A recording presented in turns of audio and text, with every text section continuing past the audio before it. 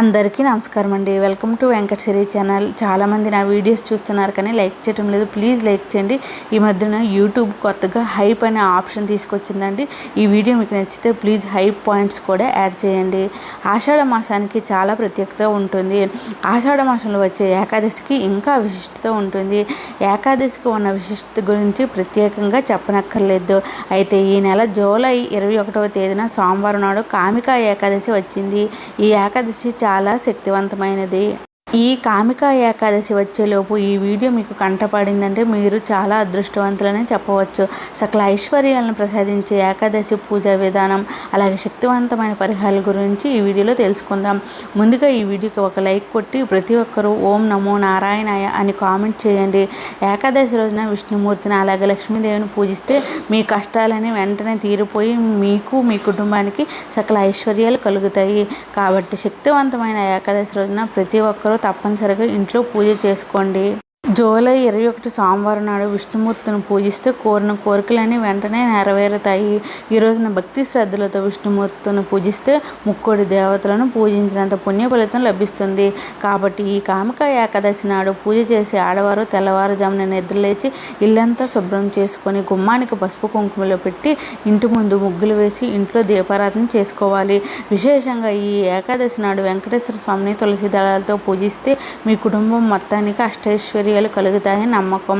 అయితే ఏకాదశి రోజున మాత్రం తులసి దళాలు కోయకూడదు. కాబట్టి ఏకాదశి పూజ చేసే ఆడవారు ఒకరోజు ముందుగానే తులసి మాలను సిద్ధం చేసుకోండి. మీ పూజ గదిలో ఉన్న వెంకటేశ్వర స్వామిని అలాగే లక్ష్మీదేవిని విశేషంగా అలంకరించుకోవాలి.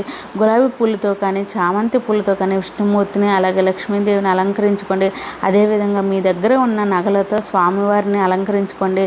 ఏకాదశి పూజ చేసేటప్పుడు స్వామివారిని ఎంత అలంకరిస్తే అంత ఐశ్వర్యం మీ కుటుంబానికి కలుగుతుంది. ఏకాదశి పూజలో తప్పనిసరిగా వెంకటేశ్వర స్వామి పటానికి తులసిమాలను వేయండి. తులసిమాల అందుబాటులో లేకపోతే మీ పూజ గదిలో కొన్ని తులసి దళాలను పెట్టుకొని ఏకాదశి పూజను చేసుకోవచ్చు. ఇక అత్యంత శక్తివంతమైన దీపాలలో విష్ణుమూర్తికి ఇష్టమైన దీపాలలో పిండి దీపాలు ఒకటి. ఏకాదశి రోజున పిండి ప్రమిదలు తయారు చేసి పూజ గదిలో పిండి దీపాలు వెలిగిస్తే స్వామివారి ఆశీర్వాదాన్ని సంపూర్ణంగా పొందవచ్చు.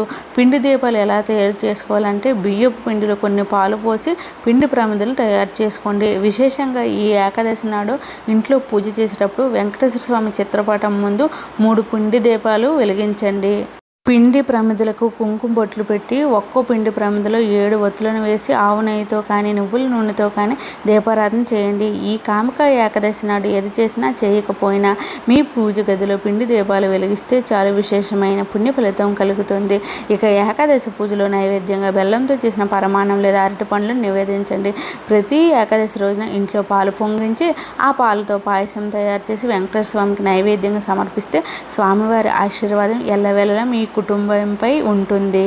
విపరీతమైన అప్పుల సమస్యలు అలాగే డబ్బుల సమస్యలతో బాధపడేవారు ఈ ఏకాదశి రోజున ఇంట్లో పూజ చేసేటప్పుడు ఒక ఎర్రటి వస్త్రంలో 3 గుప్పెడుల బియ్యం పోసి ఆ బియ్యాన్ని మూటకట్టి ఓం శ్రీ శ్రీయై నమః అనే మంత్రాన్ని 3 సార్లు చదివి ఈ బియ్యం మూటను మీ బీరువాలో పెట్టుకోండి. ఏకాదశి రోజున ఈ పరిహారం పాటిస్తే లక్ష్మీ ఆశీర్వాదం వెంటనే లభించి మీ ఇంటి ఆదాయం బాగా పెరుగుతుంది. అప్పుల సమస్యలు కూడా క్రమక్రమంగా తీరిపోతాయి. ఇక ఏకాదశి పూజలో తప్పనిసరిగా తులసి తీర్థాన్ని పెట్టుకోవాలి. ఒక రాగి చెంబులో నీళ్లు పోసి అందులో తులసి ఆకులు వేయండి. దీన్నే తులసి తీర్థం అంటారు. ఇక గోవిందనామాలు చదువుతూ స్వామివారిని పూజించండి. గోవిందనామాలు చదవలేని వారు ఓం నమో భగవతే వాసుదేవాయ ఈ మంత్రాన్ని చదువుతూ పూజ చేసుకోండి.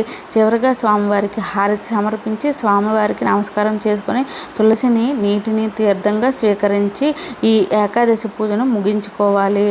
మనం తెలియక చేసిన పాపాల వల్ల మన జీవితంలో ఎన్నో సమస్యలు ఏర్పడతాయి. కాబట్టి సకల పాపాల నుండి విముక్తి పొందడానికి ఈ కామికా ఏకాదశి ఎంతో మంచిది. ఈ రోజున ఇంట్లో పూజ చేసి ఆడవారు ఉపవాసం ఉంటే సకల పాపాలను తొలగిపోయి మోక్షం కలుగుతుంది. విశేషంగా ఈ కామికా ఏకాదశి నాడు ఎవరైతే ఉపవాసం ఉంటారో అలాంటి వారికి అశ్వమేధ యాగం చేసినంత పుణ్య ఫలితం కలుగుతుంది.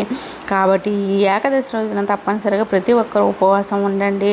ఇక శుభకార్యాలు చేయడానికి ఈ కామికా ఏకాదశి చాలా అనుకూలంగా ఉంటుంది. ఈ ఏకాదశి రోజున ఏదైనా మంచి పనిని మొదలు పెడితే అది విజయవంతంగా పూర్తవుతుంది. మరీ ముఖ్యంగా ఈ ఏకాదశి రోజున ప్రతి ఒక్కరూ తులసిని పూజించాలి. ఏకాదశి రోజున తులసిని పూజించిన వారికి సిరి సంపదలకు లోటు లేకుండా సంపూర్ణ లక్ష్మీ కటాక్షం కలుగుతుంది. తులసి కోటలో నెయ్యి దీపం వెలిగించి తులసి మొక్కకు నీళ్లు పోసి తులసికి 5 ప్రదక్షిణాలు చేస్తే సకల పాపాలన్నీ తొలగిపోయి మీ ఇంటికి అష్టైశ్వర్యాలు వరిస్తాయి. ఈ సంవత్సరంలో వచ్చిన కామిక ఏకాదశి వృద్ధి యోగంతో పాటు అమృత సిద్ధి యోగం, సర్వసిద్ధి యోగంతో కలిసి వచ్చాయి. కాబట్టి అమృత కాలంలో ఏ పరిహారం పాటించినా సరే అద్భుతమైన ఫలితాలను పొందవచ్చు. మన హిందూ ధర్మంలో రావి చెట్టుకు చాలా ప్రాధాన్యత ఉంటుంది.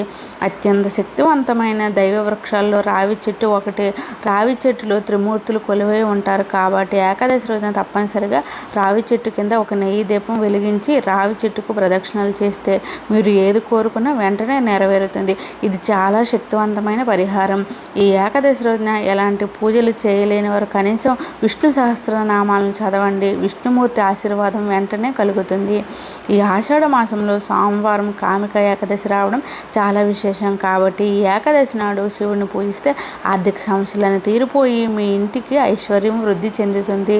ఈ ఏకాదశి రోజున శివాలయానికి వెళ్ళి శివలింగానికి అభిషేకం చేస్తే ఉమ్మెత్తు పూలు, బిల్వపత్రాలు లేదా జమ్మి పత్రాలను సమర్పిస్తే చాలా మంచిది. అలాగే శివాలయంలో కూర్చొని ఓం నమః శివాయ అనే మంత్రాన్ని 108 సార్లు చెబితే ఉత్తమ ఫలితాలను పొందవచ్చు. ఏకాదశి రోజున చేసే దాన ధర్మాలకు కోటి జన్మల పుణ్య ఫలితం లభిస్తుంది. కాబట్టి ఏకాదశి రోజున పేదలకు ఏదైనా దానం చేయండి. మీ కుటుంబానికి 7 తరాల ఐశ్వర్యం చేకూరుతుంది. ఈ విధంగా ఏకాదశి పూజను చేసుకుని లక్ష్మీనారాయణల ఆశీర్వాదాన్ని సులభంగా పొందండి. ఈ వీడియో నచ్చితే లైక్ చేయండి. వెంకటసిరి ఛానల్ సబ్స్క్రైబ్ చేసుకోండి. Thanks for watching.